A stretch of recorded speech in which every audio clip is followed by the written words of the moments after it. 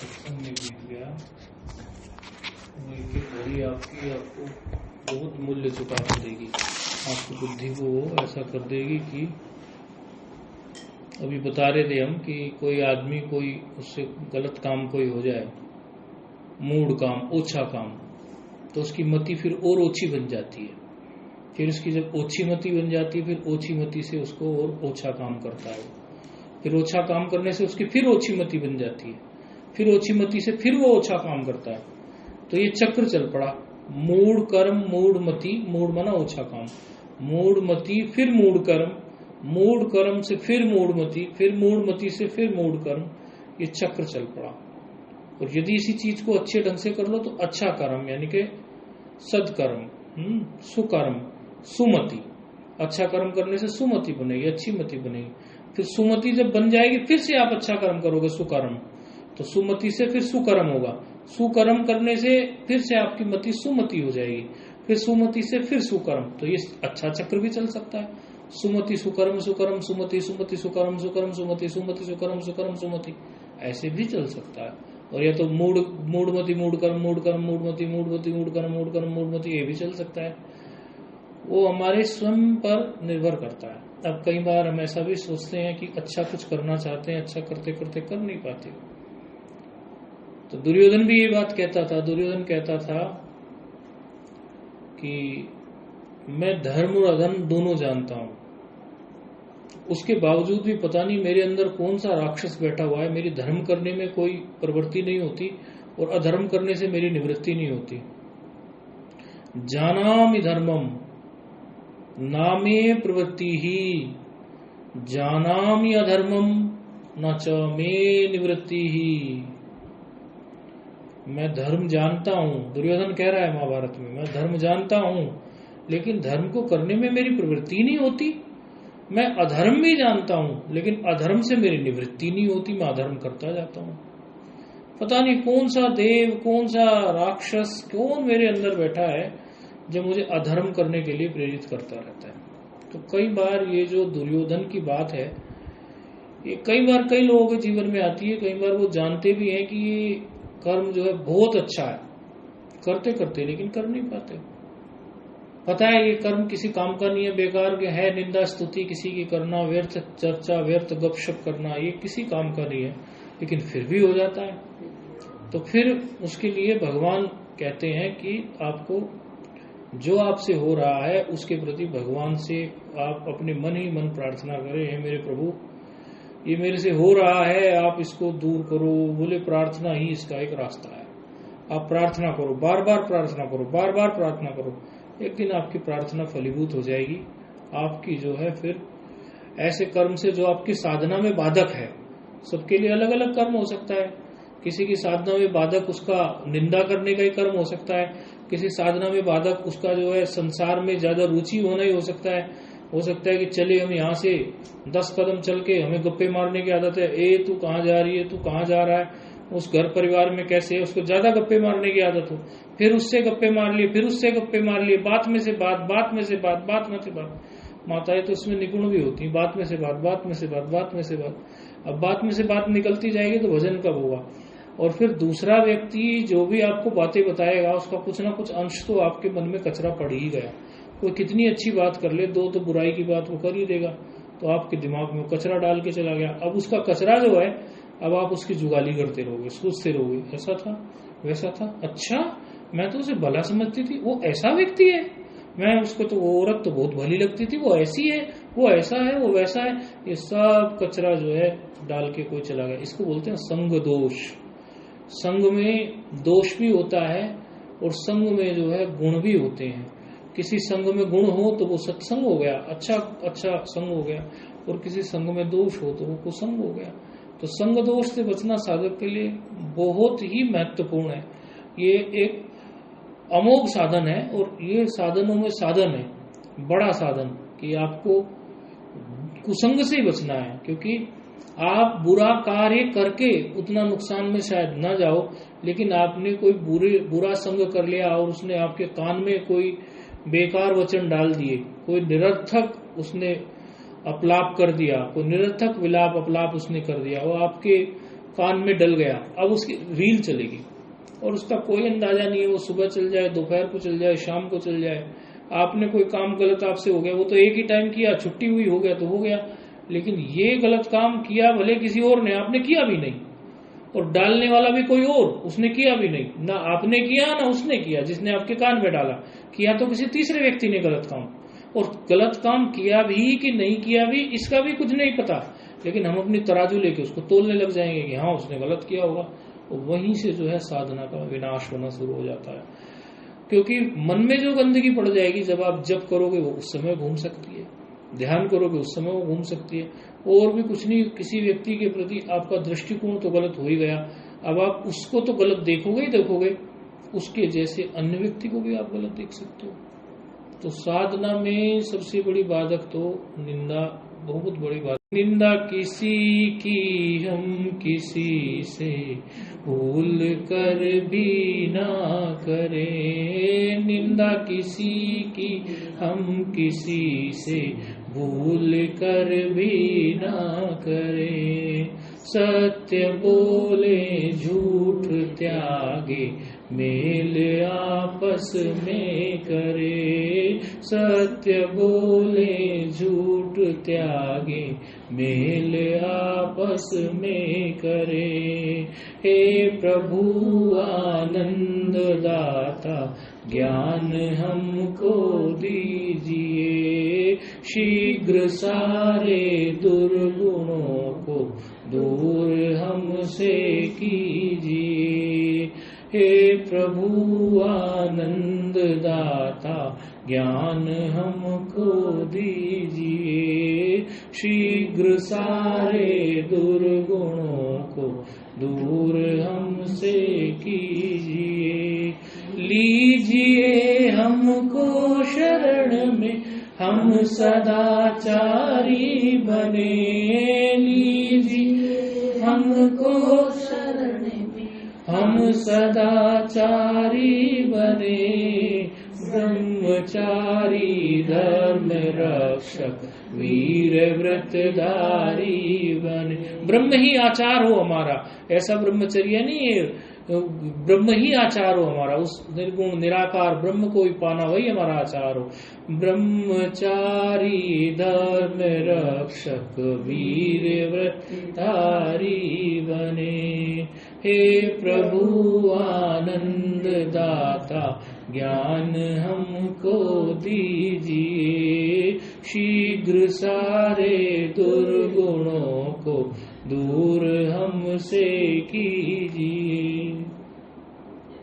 ये बार बार इसका पाठ करने जैसा मन में से जब कोई बात दोहराएंगे और बार बार हमारी जबान पे आएगी तो अंदर भी चलेगी, तो मन में कभी ना कभी बैठेगा, अरे भाई क्या रखा है इस निंदा में, क्या रखा है, वरना तो हाथ मलते रह जाओगे, जीवन निकल जाएगा।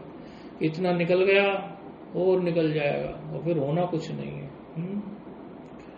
फिर मत कहना कुछ कर न सके, फिर मत कहना कुछ कर न सके, ये जीवन जो अनमोल मिला, सत्संगति का भी योग मिला, फिर भी हरि गुरु कृपा पाके यदि जीवन सफल कर न सके, फिर मत कहना कुछ कर न सके, फिर मत कहना कुछ कर न सके। बात ही मलते रह जाएंगे तो बुढ़े बुढ़ी हो जाते हैं, फिर खाट पे पड़े रहते हैं। जिन बेटे बेटियों के लिए हम दिन रात मरते थे, कई बार वही हमारी बात को हल्के में ले लेते हैं। बुढ़े बुढ़ी अपना दर्द भी नहीं बता सकते, कहाँ तक दर्द होता है, और कई बार इतने दर्द भी हो जाते हैं शरीर में कि शरीर कहता भाई दर्द बता के भी कितने दर्द बताएं।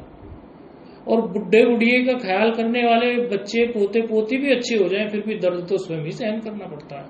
जो जिसका दर्द है वो तो किसी को कोई और नहीं सहन कर सकता ना।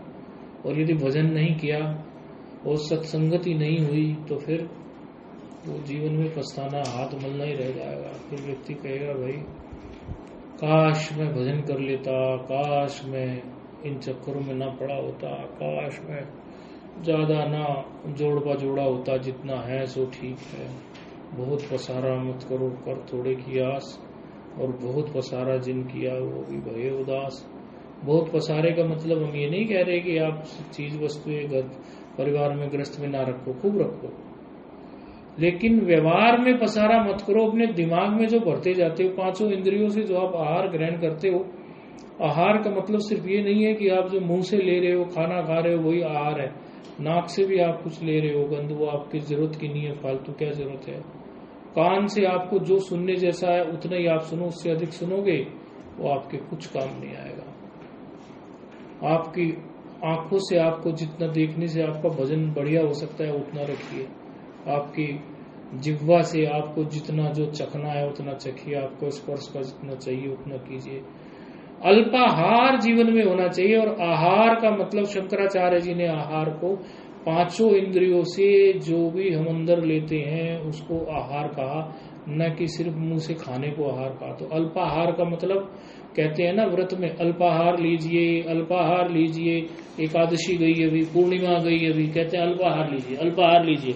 अल्पाहार का मतलब हम क्या सोचते हैं कि चलो जी आज हम फल खा लेंगे, आज अन्न नहीं खाएंगे, ये अल्पाहार है, ये थोड़ा ले लेंगे, मात्रा कम कर देंगे। नहीं, खाली खाने का नहीं, जीवा वाली चीज नहीं, खाली सुनने में भी आप लोग व्रत में ये सोचो कि आज मेरा व्रत है एकादशी का। यदि मैं 50 लोगों से आज बात करती थी, मोहल्ले के, पड़ोस के, रिश्तेदार, घर परिवार, आज मैं 25-20 हो सकेगा तो मौन कर लूंगी। और यदि पूरे दिन का मौन नहीं हुआ तो 2 घंटे, 4 घंटे, 6 घंटे मैं इस समय रख लूंगी। भाई उस समय मुझे किसी से न बात करनी न मिलना है, आज मैं अल्पाहार पे हूं। तो इस प्रकार का अल्पाहार यदि आपसे करना आ गया, ये ऐसा अल्पाहार, तो फिर आप समझ लीजिए आपका जीवन फिर सफल होने लग गया।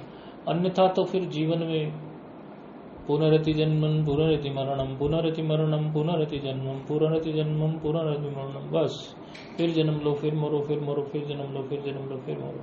ये चक्र कभी टूटता नहीं है। धीरे धीरे अल्पाहार की हम आदत बनाएंगे तो फिर हमें लगेगा कि बस अब हमारा भोग जो है वो, अपने मन से जब संकल्प करेंगे कि हमारा भोग सब खत्म हो रहा है, अब बार बार आप अधिक आहार लेते जाओगे, आपने मन में ये पक्का कर लिया कि हमारा भी भोग हो रहा है, खाने का भी, देखने का भी, सुनने का भी, चखने का भी है।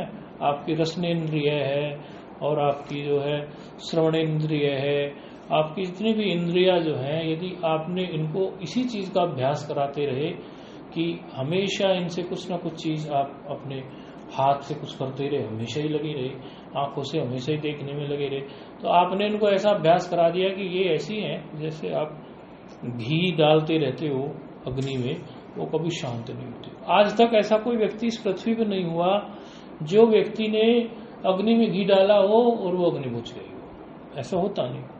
अग्नि में घी डालते हैं, अग्नि बुझती ही नहीं है, वो तो प्रज्वलित हो जाती है और तेज हो जाती है। तो आप जितने भी भोग भोगते हो, भोगे न भुगता वैमेव भुगता, भोगे न भुगता, भोगो हमने नहीं भोगा, भोगों ने हमें भोग लिया। ये बोले भर्तृहरि जी बोले, वैराग्य शतक उन्होंने लिखा, 100 श्लोक लिखे उन्होंने, इसलिए शतक बोल दिया वैराग्य से संबंधित। तो वैराग्य शतक उन्होंने लिखा, तो उसमें उन्होंने कहा कि भोगों को हमने नहीं भोगा। और एक रागनी है, उन्हें गाते थे, हम चाहे थे भोग भोगना, भोगों ने हमें भोग लिया। तो फिर भी कर्म पूरे नहीं होते, आर गए कभी पार गए, और नाक में दम आ गया रे, मरते मरते हार गए। एक पंडित लक्ष्मीचंद हुए ना, हरियाणा के, रागनी गाते थे, तो उनकी आखिरी रागनी थी, आखिरी। इसी रागनी में 1,84 जिया जून में, बीत कल्प युग 4 गए, नाक में दम आ गया रे भाई, मरते मरते हार गए, मरते मरते हार गए। उन्होंने कहा कि 84 लाख में कभी कुछ बने, और पूरा उन्होंने योनियों को वर्णन किया उसमें। कभी अंडे से पैदा हुए, कभी पैदा हुए जल से, कभी जल में डूब मरे, कभी जीवित रहे जल पीड़े थे। फिर भी कर्म पूरे नहीं होते, आर गए कदी पार गए, नाक में दवा गया रे भाई, मरते मरते हार गए, मरते मरते हार गए। इसका कोई अंत नहीं है, आप ही थक जाओगे, जन्म खत्म नहीं होंगे कभी। बुद्ध तो बोलते थे भिक्षुको ये पहाड़ देख लो, ये पहाड़ तुम्हें तो बहुत ऊंचा दिखाई दे रहा है, यदि तुम्हारे जन्म गिनवाना शुरू करो, उसकी हड्डियां इकट्ठे करो तो पहाड़ से ऊपर निकल जाएंगी तुम्हारी हड्डियां, तुम्हें अपने जन्म याद नहीं है। भगवान ने स्वयं ये कहा अर्जुन से कि ये ज्ञान मैंने सूर्य को दिया था, ये ज्ञान मैंने मनु को दिया था, यही ज्ञान मैंने उसको दिया था, यही ज्ञान मैंने उसको दिया था। भगवत गीता में भगवान कह रहे। अर्जुन बोला महाराज मुझे तो सामने भी दिखाई दे रहे, आप कह रहे मनु को दिया था, सूर्य को दिया था, अभी दे रहे। अरे अर्जुन मैं कितनी बार अवतार लेके आ चुका हूं और कितनी बार तेरे कितने जन्म हो चुके हैं तुझे याद नहीं है। तो अनादिकाल से परंपरा चली आ रही है, इस परंपरा को यदि चाहो आप तो तोड़ दो, और नहीं तो चल ही रहा है, चक्कर चल ही रहा है। पुनरति जन्म पुनरति जन्म रहे मर रहे हैं, जठर में अग्नि में दोबारा दोबारा जा रहे हैं, फिर से मांस से घास, घास से मांस, घास से मांस, मांस से घास। एक महात्मा कहा करते थे, बोले घास यानी कि पेड़ पौधे की जो भी होता है, गेहूं ये सब घास ही है, घास ही होगा, उसी से अन्न हुआ, वो खाया, उससे फिर खून बना, मांस बना, फिर मांस जो है फिर मिट्टी में लीन हो जाता है, उससे मिट्टी बनती है, फिर उस मिट्टी से फिर घास उगता है, फिर उस घास से फिर मांस, फिर मांस से घास, घास से मांस। बोले एक महात्मा यही बोलते थे सीधी सरल भाषा में। तो आप इस बात को गौर से करिए कि जीवन की वही घड़ी सार्थक घड़ी है जो सत्संग में बिताई गई है। सत्संग की आधी घड़ी आधी में पुनियाद, कबीरा संगत साधु की हरे कोटि अपराध, कबीरा संगत साधु की हरे कोटि अपराध।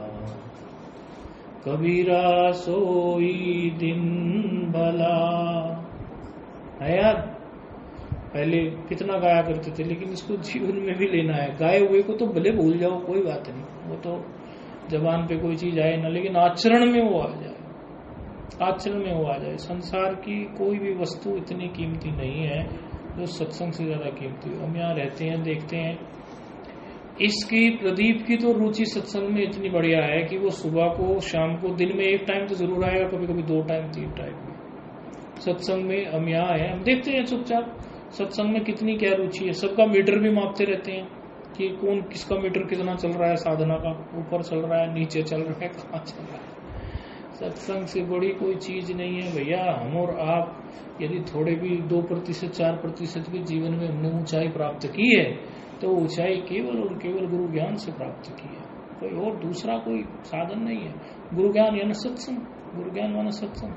ये सत्संग को तो आपको सब दुखों की एक दवाई, सत्संग सुन ले मेरे भाई, सब दुखों की एक दवाई, सत्संग सुन ले मेरे भाई।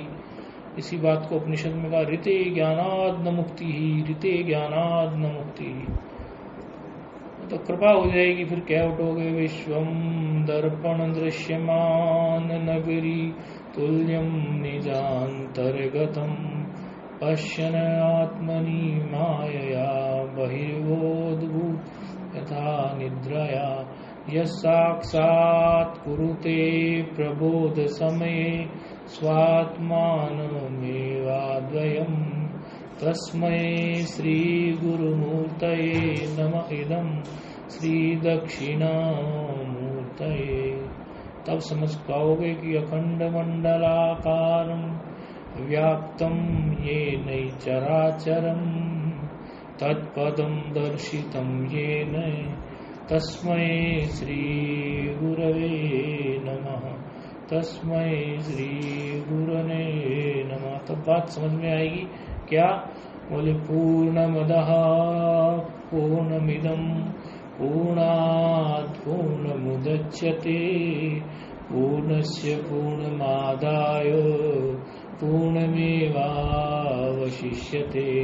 पूर्ण में कुछ जोड़ दो, कोई कुछ होता नहीं है। पूर्ण में से कुछ घटा दो, कुछ घटता नहीं है। पूर्ण में सब पूर्णम पूर्ण है। ये बात तब जब गुरु का ज्ञान होता है और गुरु कहते हैं बेटा तत्त्वमसि, और शिष्य के अंदर अखंड ब्रह्माकार वृत्ति का उदय होता है और उसको ब्रह्म साक्षात्कार हो जाता है। नहीं मैं नहीं तू नहीं अन्य रहा, गुरु शाश्वत आप अनन्य रहा। गुरु सेवत ते नर धन्य यहाँ, तिनको नहीं दुख यहाँ न। नहीं मैं नहीं तू नहीं अन्य रहा, गुरु शाश्वत आप अनन्य रहा।